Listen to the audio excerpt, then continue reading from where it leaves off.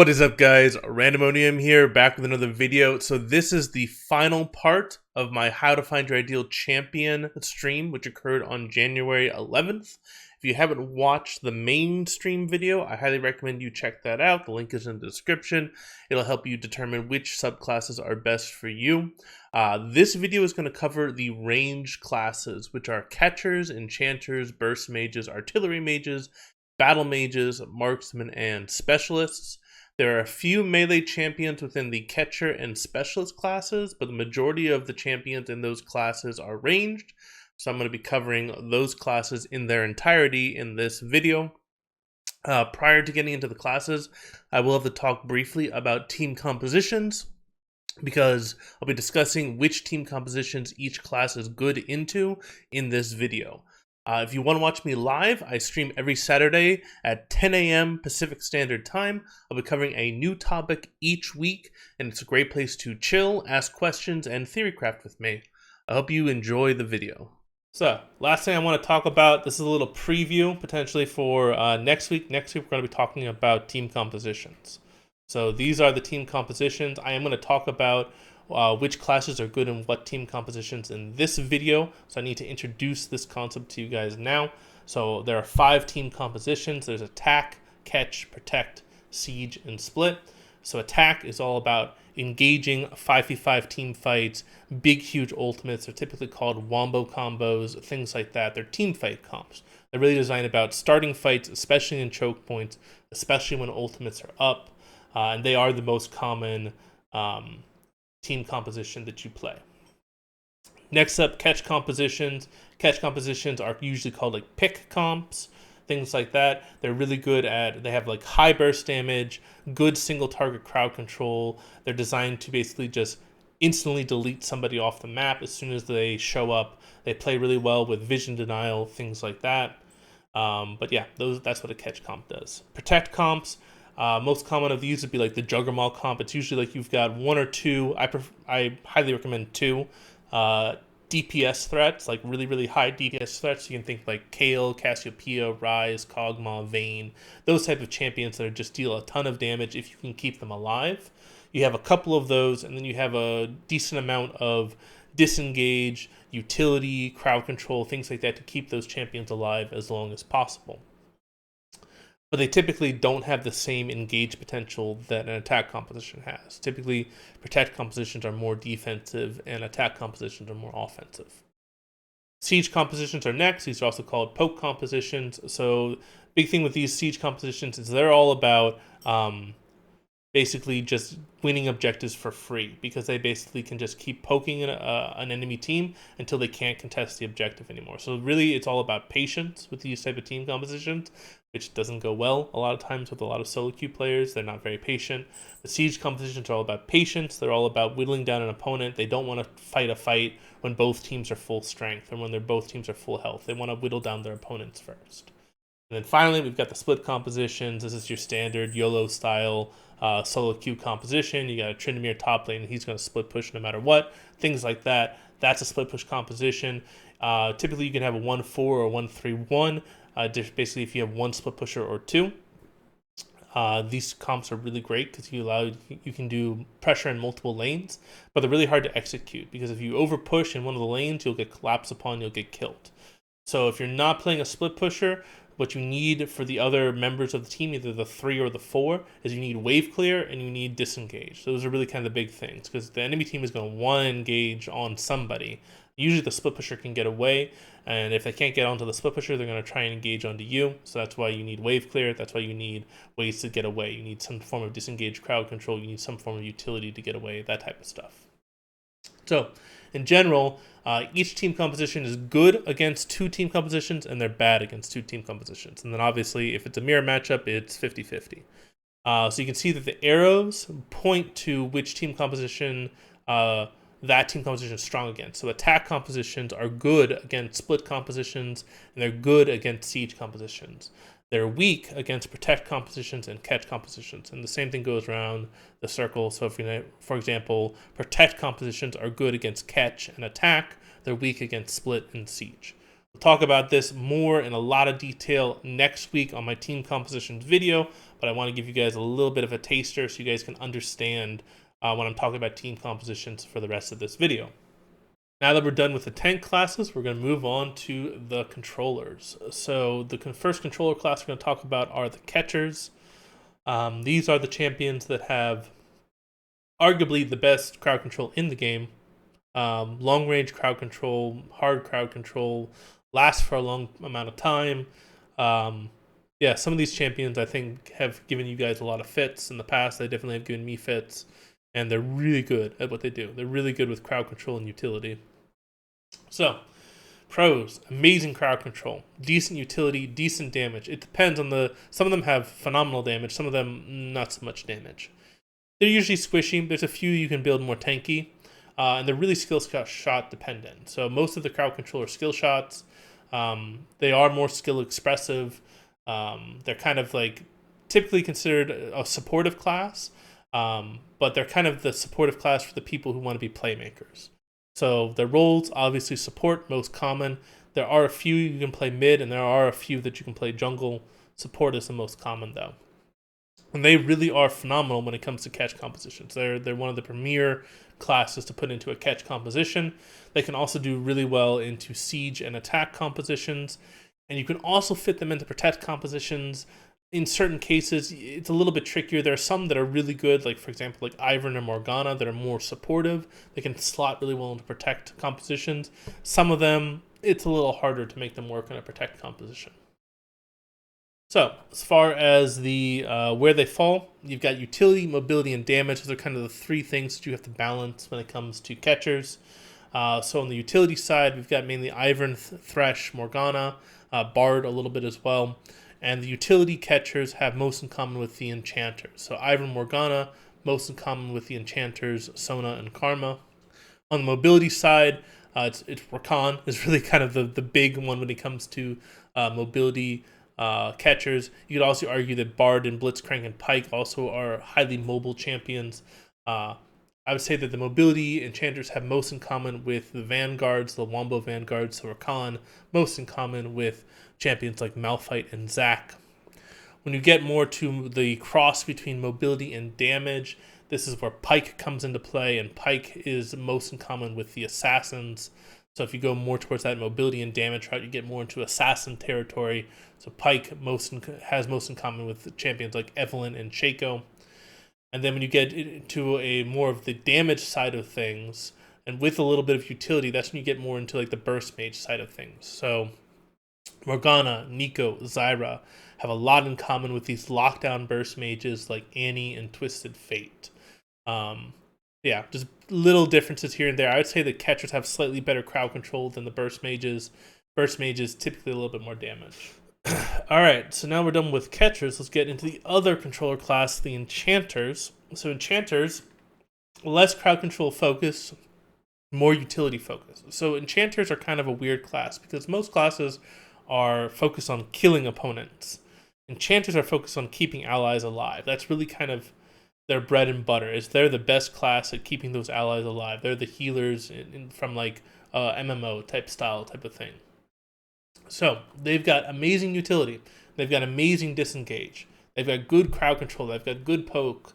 In general, their damage is low. Their toughness is low. Their mobility is low. They're situationally they've got movement speed boost and things like that. They're primarily played support. You can also play some of them mid. I've even seen a few play top, but it's mainly support and mid.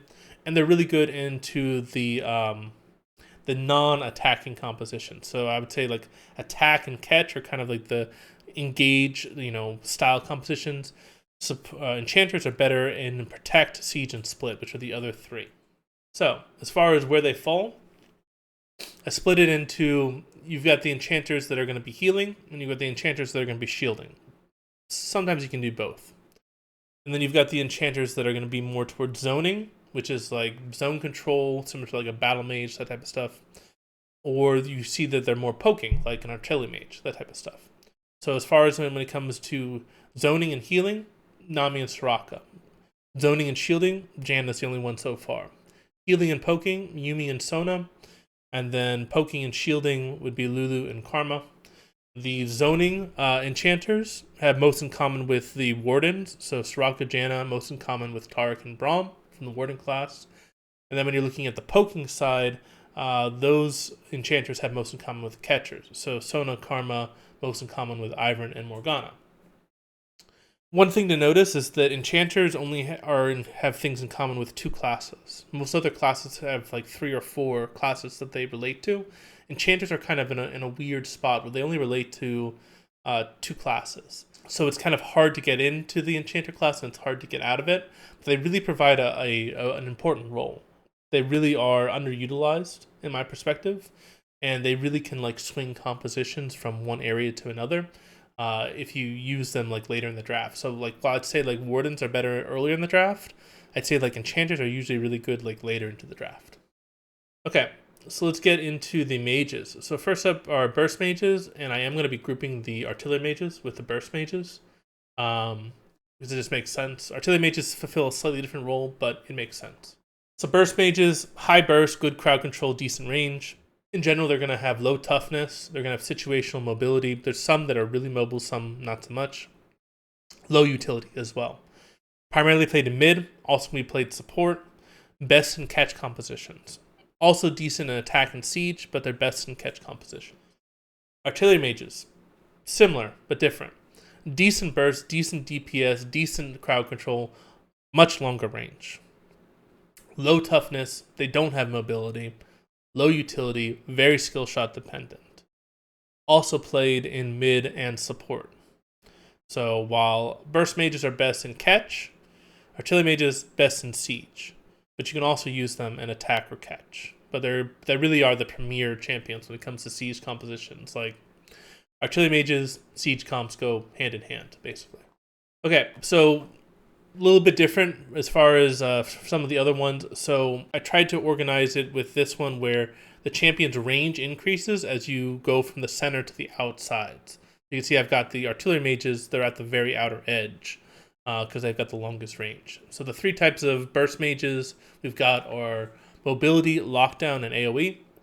So mobility, they are commonly confused to be assassins. They basically are ranged mages that also have mobility spells. So you got Ari, LeBlanc, Zoe. They do have a lot in common with the mobility assassins like Talon and Cassidy. Next up, you've got the lockdown burst mages. These are the ones that have like kind of some of the best lockdown in the game besides the catchers. They are most in common with the catchers. But you can see like Anti-Stun, Twisted Fate, Gold Card, Vigar Baby Cage, Syndra E. Really, really strong lockdown potential. Most in common with the catchers, so Annie and Twisted Fate, most in common with Morgana, Zyra, and Nico. And then the AoE burst mages, this is where all the artillery mages fall. So you could say that the artillery mages are a subset of AoE burst mages. So we've got Brand, Orianna, Lux. We've also got Ziggs, Xerath, and Vel'Koz.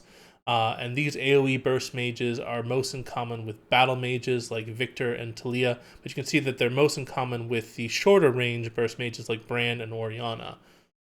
Alright, so we're going to get into the battle mages. That's the next class. So, battle mages. So battle mages are a bit unique and I think a bit misunderstood by a lot of people because they're kind of everywhere. They're a range mage, but they also can be pretty tanky, but they're not as long range as a lot of other mages. So I feel like this is a class that normally gets confused a lot. They're sometimes called control mages, but then they'll group some burst mages with control mages too. So battle mages really are about those mid-range mages that have a lot of zone control. They've got decent DPS. They've got some burst damage, and they've got good crowd control. So yeah, like I said, high DPS, good crowd control, great control of the battlefield in general, and they've also got decent defenses, better defenses than most of the burst mages. Typically, low mobility, low utility, they're shorter range than most burst mages. Commonly played in mid and top. Occasionally you'll see one in jungle, maybe one in support. Typically they're mid and top. One of the really cool things about battle mages is they're very similar to wardens in the sense that they can be played in almost any team composition. Battle mages are really great picks when you're like one of like the first couple picks in your team composition. because they can slot into so many areas. So they're best in attack and protect because they have huge AoEs and they have great control of the battlefield. But they can be used in siege, catch, and split as well. So yeah, I definitely think that battle mages are underutilized, and battle mages are great picks early in the draft if you feel like you can blind pick them, or if you feel like you can flex them to multiple roles. As far as where they fall, like the different spectrum of battle mages, so I've got tanky battle mages, I've got focus battle mages, and I've got the AoE battle mages. So tanky battle mages are the ones that are really kind of pretty beefy. They're almost like tank mages. And you could say that Swain, Vladimir, Karthus all kind of fall within that range. Karthus is kind of in the middle. He does a little bit of everything. But Swain and Vladimir definitely are really tanky, and they are most in common with raid bosses, the ability raid bosses like Aatrox and Darius. Big difference is obviously Aatrox and Darius are melee, Swain and Vladimir are range, also AD versus AP, and then also you can see that the range of the abilities on Swain and Vladimir are typically a bit longer than the Juggernauts. As far as the focused battle mages are concerned, really we're talking like Rise, Malzahar, Cassiopeia. Karthus can be grouped into this group as well. And these are kind of your standard like machine gun mages. These are kind of the mages that have like really high DPS, single target DPS. They're most in common with the Marksman. So you see Rise, Cassiopeia, most in common with Kai'Sa and Kog'Maw from the Marksman class. But yeah, these are kind of your DPS mages that what you think of traditionally. When you get into the AoE battle mages, you've got Aurelian Soul, Rumble, Anivia, Victor, Talia. And the AoE burst mages, they have things in common with both the Wardens and the burst mages. So Rumble and Anivia have a lot of zone control similar to Nunu and Galio from the Warden class. And then you've got Victor and Talia have a lot in common with Brand and Oriana from the burst mage class. All right, so let's get on to the Marksman. So, Marksman. Now officially the biggest class in the game. So big that I'm thinking about trying to maybe break them up into something else, break them up into more classes or something. But people traditionally think of all these champions as Marksmen, so I think it's better to just keep them together right now. But Marksmen really are so diverse and so large that they have to have their own spectrum. So you can see like this is the normal spectrum that we talked about earlier. This is how like the Marksmen fall within the spectrum. So you can see we've got Marksmen that are more like the Slayers. We've got Marksmen that are more like mages. We've got Marksmen that are more like controllers. Then we've got some Marksmen in the center that really are kind of like the true Marksmen. They're just Marksmen. So you can see like up in the Slayer side of things, we've got Kai'Sa, Vayne, Twitch, Draven, Lucian, Kalista. These are kind of more of your dueling Marksmen. These are the Marksmen, Kai'Sa, Vayne, Twitch all have like a stealth. Kalista, Lucian, very mobile, along with Vayne. Draven is kind of that YOLO, I'm going to 1v1 you style Marksman. So yeah, he definitely fits into the Slayer side of the Marksman. As far as the mage style of Marksman, obviously you've got Jin and Misfortune. Those are kind of your most traditional when it comes to like being very similar to being like a burst mage. I also put Senna in here because she's really ability focused, and her auto attack speed is so slow that she kind of fits more into that burst mage style of play. As far as like battle mages, Kog'Maw feels a lot like a kind of like a cross between a battle mage and an artillery mage. He's got that long range on his ultimate. He's got the W active, which gives him basically like a if you step within my range, I'm going to kill you kind of zone. So he kind of fits very well. It's kind of like that battle mage style of Marksman. As far as artillery mages, obviously we've got Corki and Ezreal. You can kind of lump Varus into that, but Varus is also kind of a catcher with his ultimate. But Corki, Ezreal, they're constantly firing out those long-range skill shots, very similar to how an artillery mage would. When you get down into the controller area, Kindred has a lot of things in common similar to an Enchanter. Obviously deals a ton of damage, but the ultimate is really, really similar to what you would expect an Enchanter to have. Sivir, high utility AD carry. She got her spell shield. She's got her speed up on her ultimate. Insane wave clear. Just all around, just kind of a more supportive Marksman. And then obviously the ones that are more like the catchers, Varus and Ashe, those ultimates, the utility they bring, the slows, things like that. Very similar to what you would see in a catcher champion. And then in the center, we've got the Marksmen that are kind of Marksman. Tristana, Caitlyn, Jinx, Azaya, and I've also added Aphelios here. Aphelios is weird because he's just a little bit of everything. He can be more of a slayer, he can be more of a catcher, depending on what gun he's got. So he's got a little bit of everything, but he is a marksman. So those are kind of your traditional, I'm going to auto attack you until you die style types of champions that are really good team fighters, maybe not as good as the slayers and 1v1 duels unless they're really far ahead, but incredibly strong team fighters. So now we're going to get into the specialists. So specialists are kind of the champs that don't fit into any other class. They're kind of just, they're a little bit of this, they're a little bit of that, and people will argue over what class they're supposed to be a part of, but they don't fit. They're kind of their own thing. So I feel like rather than trying to pigeonhole them into a particular class, let's just talk about them individually and why they don't fit necessarily. So similar to Marksman, this is the normal spectrum that we've got. This is where the specialists fall. So you can see they're all over the place. We've got some that are more like tanks. We've got some that are more like mages, things like that. So at the top, we've got Kayn, Elise, Sylas. Those are kind of the specialists that kind of straddle the line between a slayer and a fighter, right?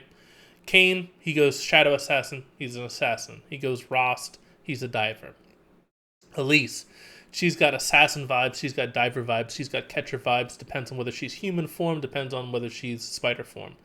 Sylas, he's closest to divers, I would say, but with the ultimate he's got and some of the weird stuff he's got on like Kingslayer and stuff like that, he could be considered to be a skirmisher, and then depending on what ultimate he steals, he could be all over the map when it comes to his abilities. So I put him in specialist just because that seems like the natural home for him. So you can see there's like kind of a theme, like champions that have like form changing abilities or have abilities that can alter stuff, or depending on like for Sylas, like he can steal a bunch of different ultimates. It's easier just to put them in the specialist box. I'm trying to put them into a different class. Move along into the Slayer side. Quinn and Graves, they're kind of like ranged skirmishers, but they're not quite marksmen, but they kind of are. They didn't feel like they were marksmen. They feel like they really are kind of a marksman skirmisher hybrid. So that's where I put them as far as the specialists are concerned. We got Nidalee and Jace. We got Nidalee, who's more of like an assassin artillery mage, and we got Jace, who's more of a skirmisher artillery mage. Again, two form-changing champions. Nidalee human form, Kruger form, Jace hammer form, artillery form, cannon form. So yeah, there's basically anytime you got a form-changing champion, they're going to be a specialist because you can't fit them into any one class.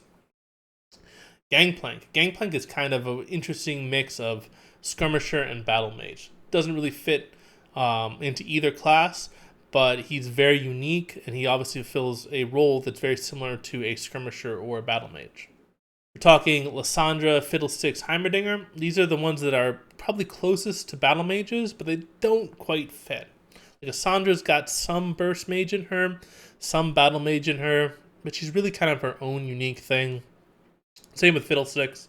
I know he's getting a rework, but we don't know what his rework's going to be like. But right now, he's definitely kind of a mixture between battle mage, but he's got an engage, and then he's got some really cool crowd control. He just doesn't fit. Same with Heimerdinger. Heimerdinger is extremely unique. No other champion has got that type of turret mechanic.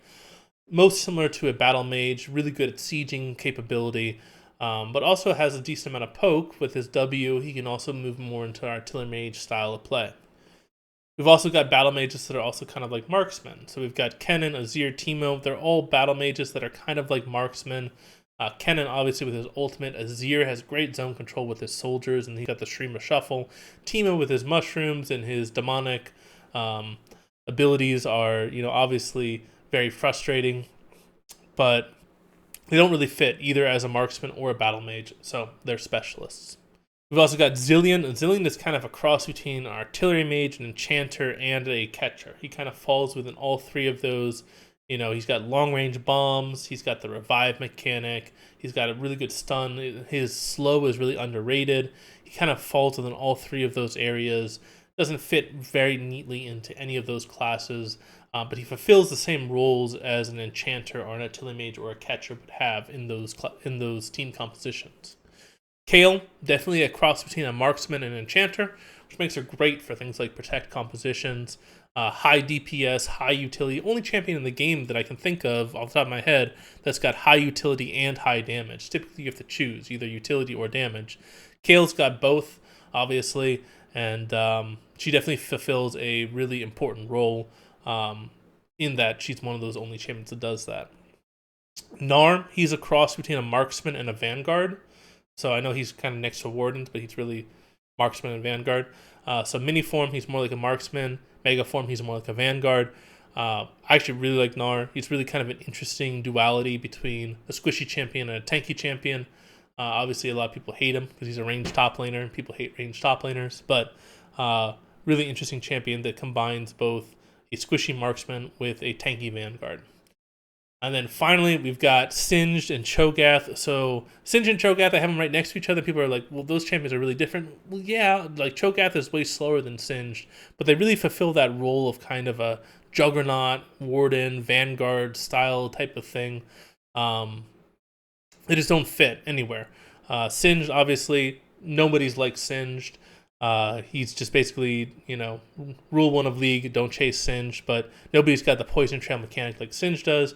And then Cho'Gath is just very weird with his feast mechanic. He's got an AoE silence, knock up, all that stuff. He's probably most in common with Juggernauts, but he doesn't quite fit into the Juggernaut class. He's kind of a Juggernaut and a mage as well.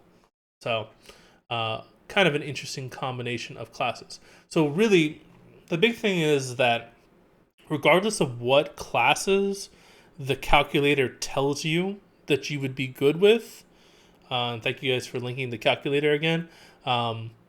Regardless of what classes the calculator says that you would enjoy, you should also look at the skirmish or the specialists. So always look at the specialists. So if it says that, hey, you're gonna enjoy assassins and divers, well then you look at the skirmisher and you say, oh, well the calculator says I'll enjoy assassins and divers.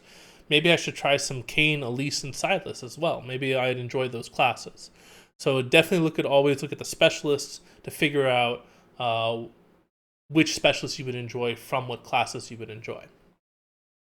So, once again, there's the spectrum for you guys. Makes sense, all kind of feeds towards each other. I did also attempt to turn this into like a 3D model where I could show like almost like a cloud or like a nebula with the champions and how they all relate to each other. I failed miserably. I'll be honest with that. I failed miserably. This is the closest I could get. I know I showed this in Season 9. I wasn't able to make any more progress on it. But this is what the spectrum looks like if you actually matched it up to the relationships that I showed throughout this video. So this is kind of like the pretty version. This is the more messy version. So you can see like here, I've got Juggernauts linking to Battle Mages, and this one, Juggernauts don't link to Battle Mages. So this one is a little bit more accurate, but it's a little bit messier. So you can see like, if you want to move from Juggernauts to Vanguards, you go through the Diver class. So Juggernaut, Diver, Vanguard.